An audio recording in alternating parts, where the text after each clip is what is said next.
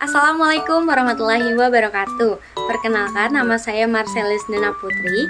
NPM saya 202414500128. Saya dari kelas S2A Pendidikan Ekonomi. Saya akan menjelaskan mata kuliah perkembangan peserta didik, yaitu bab 1 tentang konsep peserta didik, pertumbuhan, perkembangan, dan juga kematangan. Saya akan menjelaskan tentang konsep peserta didik. Peserta didik adalah sumber daya yang sangat penting bagi lembaga pendidikan. Jika tidak ada namanya peserta didik, maka tidak ada namanya guru. Asal kata peserta didik yaitu siswa, murid, student, juga pelajar. Istilah peserta didik adalah individu yang memiliki karakteristik insan yang unik, individu yang membutuhkan bimbingan, dan juga individu yang memiliki kemampuan untuk mandiri.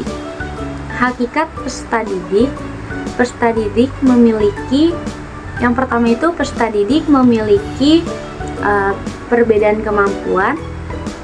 Yang kedua itu peserta didik memiliki perbedaan waktu tumbuh kembang.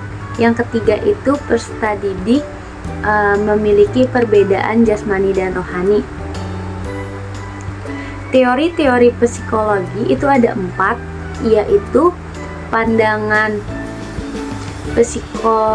psikodematika, yaitu tentang hakikat dan kepribadian manusia. Yang kedua itu pandangan behavioristik, tentang tingkah laku manusia yang ditentukan oleh aturan-aturan. Yang ketiga itu pandangan humanistik. Pandangan humanistik itu tentang manusia itu penuh harapan dan juga optimis. Yang keempat itu ada pandangan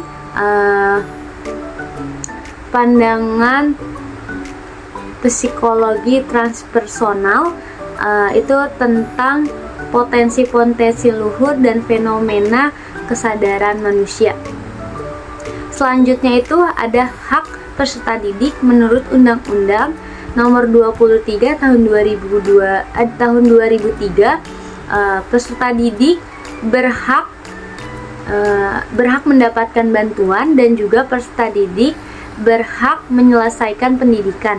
Juga ada kewajiban peserta didik menurut Undang-Undang Nomor 23 tahun 2003, yaitu peserta didik wajib menjaga aturan-aturan, dan juga peserta didik wajib menanggung biaya pendidikan. Selanjutnya yang kedua itu konsep pertumbuhan. Konsep pertumbuhan remaja adalah proses perubahan fisik, psikologis, dan sosial yang dialami remaja menuju dewasa.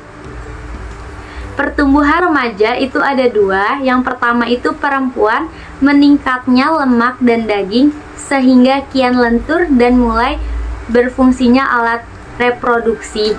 Yang kedua itu laki-laki. Laki-laki itu makin bertambah kuat otot-ototnya. Selanjutnya itu ada faktor pertumbuhan. Faktor pertumbuhan itu ada 4. Yang pertama itu sebelum kelahiran. Yang kedua itu ketika kelahiran. Yang ketiga itu setelah kelahiran. Yang keempat itu psikologi. Selanjutnya yang ketiga itu konsep perkembangan. Konsep perkembangan remaja dalam masa peralihan dari anak-anak menuju dewasa. Perkembangan remaja yang pertama itu sesuatu yang bersifat non-fisik. Kedua bersifat psikologis, yaitu kerja fungsi otak. Selanjutnya ada faktor perkembangan. Faktor perkembangan itu ada 2. Yang pertama itu pesimisme pedagogi, yaitu perkembangan individu yang ditentukan oleh alam sekitar. Yang kedua itu ada pesimisme pedagogi, yaitu perkembangan individu yang ditentukan oleh lingkungan sekitar. Hukum perkembangan yang pertama itu hukum perkembangan fisik, yang kedua itu hukum tempo perkembangan, yang ketiga itu ada hukum irama perkembangan. Selanjutnya ada rentang waktu perkembangan. Yang pertama bayi dari 0 sampai 2 tahun. Yang kedua itu ada anak-anak dari 2 tahun sampai 13 tahun. Yang ketiga itu ada remaja dari 13 tahun sampai 21 tahun. Yang keempat itu ada dewasa dari 21 tahun sampai 60 tahun. Selanjutnya ada tujuan perkembangan remaja. Yang pertama itu kematangan emosional, yang kedua itu perkembangan heteroseksualitas, yang ketiga itu ada kematangan kognitif, yang keempat itu ada filsafat hidup. Yang keempat itu ada konsep kematangan. Kematangan adalah hasil dari proses pertumbuhan dan perkembangan yang dialami seseorang. Selanjutnya ada karakteristik kematangan. Yang pertama itu mampu menerima realitas yang ada, yang kedua itu mampu mengapresiasikan, yang ketiga itu menerima diri sendiri dan orang lain. Selanjutnya juga ada kematangan individu. Yang pertama itu fisik, yaitu keseimbangan jasmania, yang kedua itu emosi, yaitu pengendalian diri, yang ketiga itu ada intelektual, yaitu cara berpikir rasional. Kesimpulan tentang hubungan antara pertumbuhan, perkembangan, dan kematangan, mereka memiliki hubungan yang sangat erat. Ketiganya saling mempengaruhi dalam proses tumbuh kembang individu.